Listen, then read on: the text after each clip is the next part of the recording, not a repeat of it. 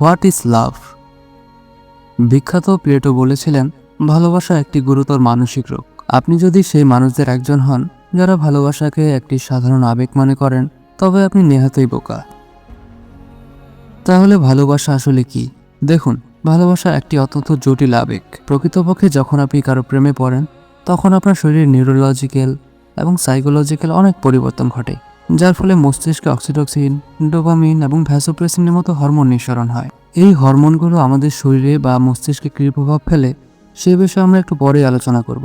ভালোবাসার প্রভাব জানার আগে ভালোবাসার সম্পর্কে একটু জেনে নেওয়া যাক। সাধারণত গ্রিক সংস্কৃতি বা পৌরাণিক কাহিনী অনুযায়ী ভালোবাসার 4টি রূপ রয়েছে: স্টর্জ, ফিলিয়া, অ্যাগেপ এবং সর্বশেষ ইরস। স্টর্জ, আপনার বাবা মা আপনাকে যে ভালোবাসা দেন তা এর অন্তর্ভুক্ত। অ্যারিস্টটল এর সংজ্ঞা দিয়েছিলেন, এমন এক ভালোবাসা যেখানে উভয় পক্ষই পারস্পরিকভাবে উপকৃত হয়। ফিলিয়া, আপনি আপনার বন্ধুদের বা সম্প্রদায়ের প্রতি যে ভালোবাসা অনুভব করেন তা হলো ফিলিয়া। এগেপ, এটি ভালোবাসার একটি আদর্শ রূপ যেখানে আপনি আত্মাকে ভালোবাসেন। ইরস, এটি ভালোবাসার একটি আবেগপ্রবণ রূপ। এই রূপে মানুষ অন্য মানুষের শরীরের প্রতি আকৃষ্ট হয়। তবে এর মানে কেবল যৌনতা নয়, এর মানে হলো আপনি প্রথমে সেই মানুষটিকে ভালোবাসেন এবং সময়ের সাথে তার রূপ বা সৌন্দর্যকে প্রশংসা করতে শেখেন।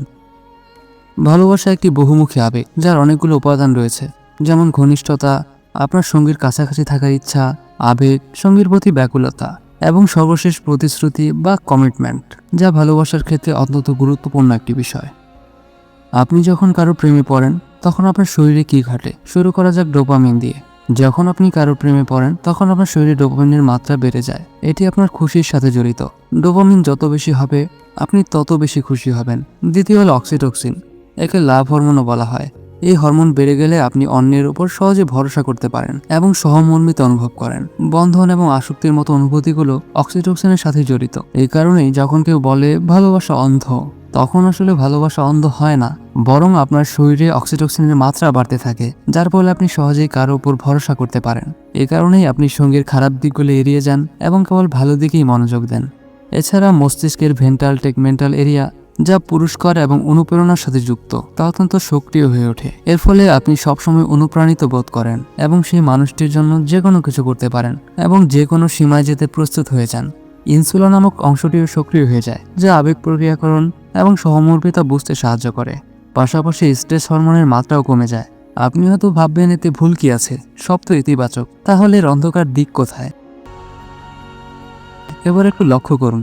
ধরুন আপনি একজনকে ভালোবাসেন, ডোপামিন বাড়ছে, আপনিও খুশি, অক্সিটোসিন বাড়ছে, আপনি মোটিভেট এবং তার প্রতি আসক্ত। আপনার মনে হবে আপনি আপনার হারানোর শক্তি খুঁজে পেয়েছেন, এমন একজন যার সাথে আপনি সব দুঃখ কষ্ট ভাগ করতে পারেন। কিন্তু একটা সময় আসে যখন আপনার সেই মানুষটি অভ্যেস হয়ে যায় এবং বেশিরভাগ ক্ষেত্রে পার্টনাররা অগ্রাধিকার প্রবণ হতে শুরু করে। যখন আপনি সম্পর্ককে খুব জোরে চেপে ধরেন, তখন তা মজবুত হওয়ার বদলে চাপের কারণে ভাঙতে শুরু করে। আপনি সেই মানুষটি ছাড়া আর কিছু ভাবতে পারেন না। এখন ভাবুন, কোনো কারণে আপনি সেই মানুষটি থেকে দূরে সরে গেলেন। বিশ্বাস করুন, আপনার শরীরের ভেতর বা মস্তিষ্কের ভেতর সবকিছু এত দ্রুত বদলাতে শুরু করবে যা আপনি কল্পনা করতে পারবেন না। আপনার স্ট্রেস লেভেল বেড়ে যাবে, ডোপামিন কমে যাবে। যে ডোপামিন আপনাকে খুশি রাখতো, এখন তা না পাওয়ায় আপনি দুঃখ অনুভব করবেন। অক্সিটোসিনের কারণে যে মায়া তৈরি হয়েছিল তা এখন আপনাকে কষ্ট দিতে শুরু করবে। আপনার শরীর রাগ, অপরাধবোধ, একাকিত্ব এবং উদ্বেগের মতো আবেগগুলোকে ট্রিগার করবে। আপনার মনে হবে যা কিছু হয়েছে সব আপনার দোষ। যে ভালোবাসা আপনার খুশির কারণ ছিল, এখন তাই আপনার যন্ত্রণার কারণ হয়ে দাঁড়াবে। আপনার মনে হবে আপনি সব হারিয়ে ফেলেছেন। সবচেয়ে গুরুত্বপূর্ণ বিষয় হলো আপনার পরিচয় বা ব্যক্তিত্ব। সম্পর্কে থাকা অবস্থায় তা আপনার পরিচয়ের বড় অংশ হয়ে যায়। সম্পর্ক হারালে মনে হয় আপনি নিজের সত্তাকে হারিয়ে ফেলেছেন। এ কারণেই অনেক সময় মানুষ মদ্যপান বা ধূমপানের মতো খারাপ অভ্যাসে জড়িয়ে পড়ে। আপনি হয়তো সবকিছুর জন্য আপনার পার্টনারকে দোষারোপ করতে শুরু করবেন। এর প্রভাব কতটা হবে তা নির্ভর করে আপনি তাকে কতটা ভালোবেসেছেন। এই সময় মস্তিষ্কের ইনসুলা পার্ট অতটা সক্রিয় থাকে না, যার ফলে আপনি সহজেই অন্য কারো উপর আবেগ অনুভব করতে পারেন না।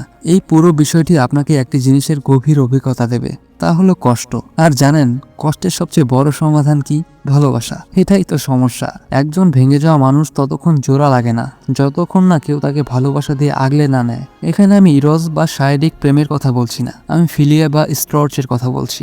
আপনি আপনার পরিবার বা বন্ধুদের সাথে কথা বলতে পারেন। নিজেকে সময় দিন। ভুল হওয়া স্বাভাবিক, কারণ আপনি তো মানুষ। আপনি যে কোনো সময় নিজেকে নতুন করে গুছিয়ে নিতে পারেন। ভেঙে যাওয়া হয়তো আপনার হাতে ছিল না, কিন্তু পুরোপুরিভাবে চুরমার হয়ে যাবেন কিনা তা নিশ্চয়ই আপনার হাতে।